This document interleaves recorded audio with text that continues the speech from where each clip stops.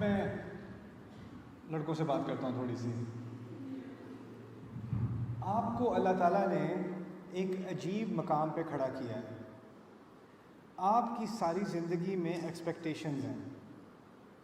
آپ کے پیرنٹس سے وہ آپ سے توقعات رکھتے ہیں.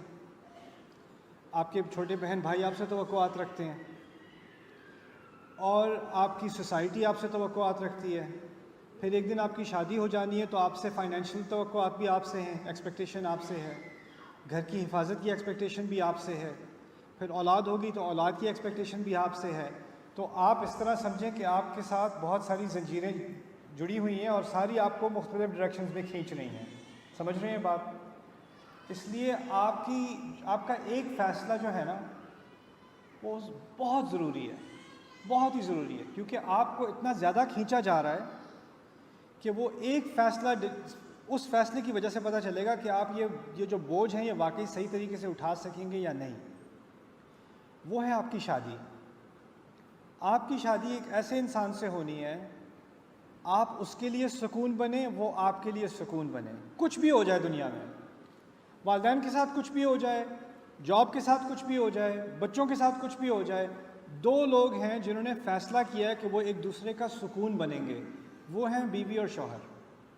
اگر ان دونوں کی آپس میں ایک انڈرسٹینڈنگ ہو گئی اور ان کا آپس میں ایک سکون بن گیا تو اس کے بعد آپ ہر مسئلے کو ٹیکل کر سکتے ہو.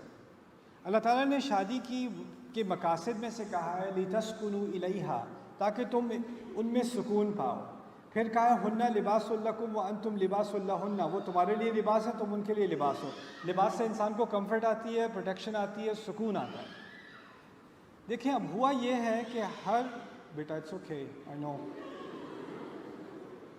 ہوا اب یہ ہے but it is hard in here so it might be able to hard, but اب ہوا یہ ہے کہ ہماری سوسائٹی میں ہر کوئی بس ایکسپیکٹیشنز لے کے آتا ہے. ہر ایک کے پاس ایکسپیکٹیشنز ہیں. تو اب وہ مرد بھی اب سمجھ رہا ہے میری بیوی مجھ سے ایکسپیکٹ کر رہی ہے, میری ماں مجھ سے ایکسپیکٹ کر رہی ہے, میرے بچے مجھ سے ایکسپیکٹ کر رہے ہیں, ساری مجھ سے, میں کس سے ایکسپیکٹ کروں؟ میں تو کسی سے ایکسپیکٹ کر ہی نہیں سکتا. تو پھر اس کا تھوڑا سا دماغ خراب ہونا شروع ہو جاتا ہے. پھر اس کا غصہ شروع ہو جاتا ہے, اس کے آؤٹ برسٹ شروع ہو جاتے ہیں, اس کا بیلنس خراب ہو جاتا ہے انسان کا. ایز اے مدر آپ کی رسپانسبلٹی ہے کہ آپ ینگ نوجوان آدمیوں کو سکھائیں, اور اسے صرف ماں اکیلے نہیں سکھا سکتی, ماں اور باپ دونوں کی رسپانسبلٹی ہے. عام طور پر وہ کیا ہے کہ بیٹا تمہیں بہت ساری ذمہ داریاں اٹھانی ہیں لیکن تمہیں ان کو بیلنس کرنا ہوگا. اور میں ایک کانسیپٹ آپ کو بتا دوں جو بار بار اپنے بچوں کے دماغ میں اور دل میں آپ نے ڈالنا ہے. اصل حق اللہ کا ہے. اصل حق جس میں کوئی سوال کی گنجائش بھی نہیں ہے نا, وہ اللہ کا ہے. جو چیز اللہ نے منع کی ہے نا, وہ کوئی بھی کہہ دے, میں کہوں, آپ کے فادر کہیں, آپ کے بچے کہیں, آپ کی بیوی کہیں, آپ نے نہیں کرنا کیونکہ اللہ نے منع کیا ہوا. یہ پہلی بات. کچھ رولز فار لائف, ہاں, تو یہ پہلا رول ہے.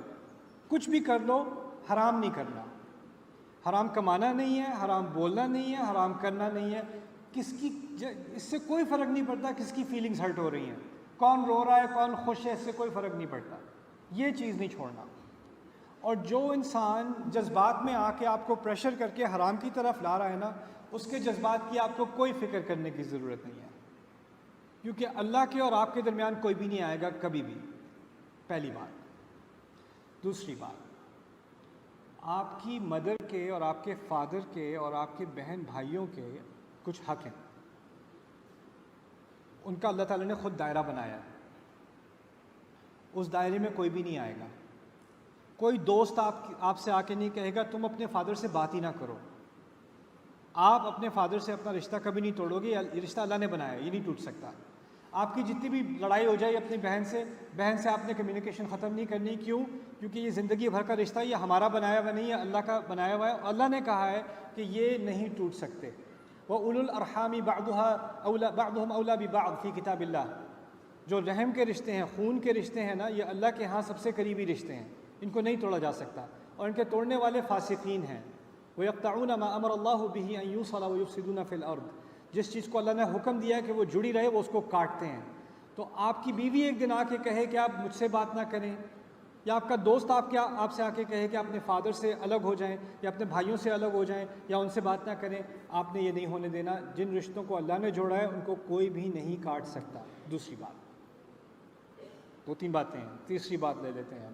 تیسری بات یہ کہ اللہ تعالیٰ نے آپ کو کچھ حق دیے ہیں، آپ کو خود کو، میرے بیٹے آپ کو بھی اللہ تعالیٰ نے حق دیا ہے، آپ کو اللہ نے اختیار دیا ہے۔ شادی کے معاملے میں آپ کو اختیار دیا ہے اللہ نے، آپ کی چوائس ہوگی۔ اگر میری نظر میں کوئی اچھی لڑکی ہوئی تو میں ایک دن آپ سے بات کروں گا، لیکن چوائس آپ کی ہوگی۔ آپ اس لیے نہیں کہو گے ہاں کہ ماں کہہ رہی ہے، میں نے شادی نہیں کرنی، آپ نے کرنی ہے۔ آپ مرد ہو، آپ کی فیملی ہوگی، آپ نے سوال پوچھنے ہوں گے، آپ نے تفتیش کرنی ہوگی، آپ نے اپنے دل کا اطمینان کرنا ہوگا، کیونکہ آخر میں ذمہ داری کس کی ہوگی؟ آپ کی ہوگی۔ ماں، میں آپ کے لیے عید کے کپڑے لے لوں گی جب آپ چھوٹے ہوگے، لیکن آپ کے لیے میں بیوی لے کے نہیں آؤں گی۔ یہ میری ذمہ داری نہیں، یہ آپ کی اپنی ذمہ داری ہے کہ آپ نے کہاں شادی کرنی ہے۔ اگر آپ مجھ سے کہو گے میرے لیے رشتہ ڈھونڈ دیں، تو پھر بھی فیصلہ آخری کس کا ہوگا؟ بیٹے کا ہوگا، آپ کا ہوگا، کیونکہ اللہ نے آپ کو یہ ذمہ داری دی ہے۔ آپ اس کانٹریکٹ میں شامل ہو رہے ہو، آپ پر قانونی رسپانسبلٹی عائد ہوتی ہے، آپ اس وقت ایڈلٹ ہو۔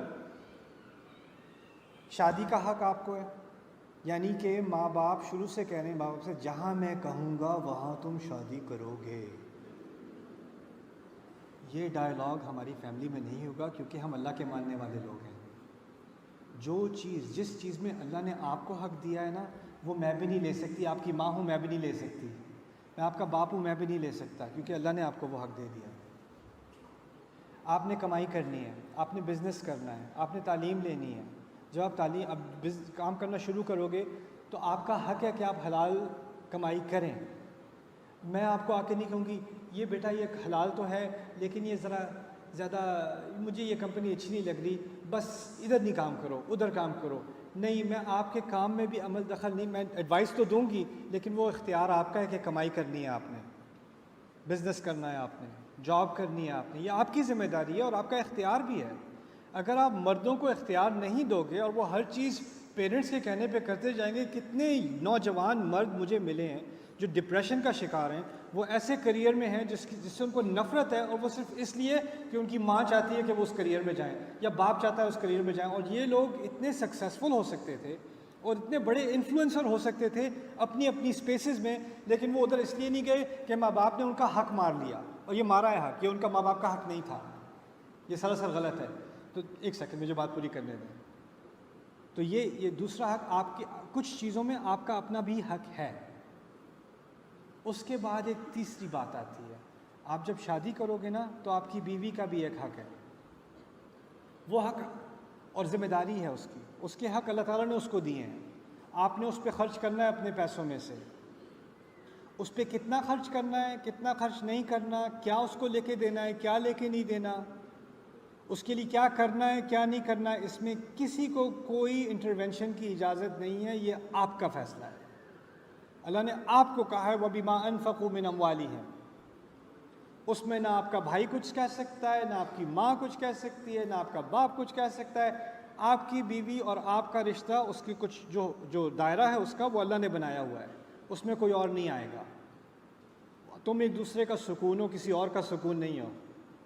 اللہ نے یہ نہیں کہا تاکہ تم ان میں سکون پاؤ اور پھر اپنے پورے خاندان کو سکون لا کے دو ان کی طرف سے جھاڑو پکڑا کے، یہ نہیں کہا قرآن نے۔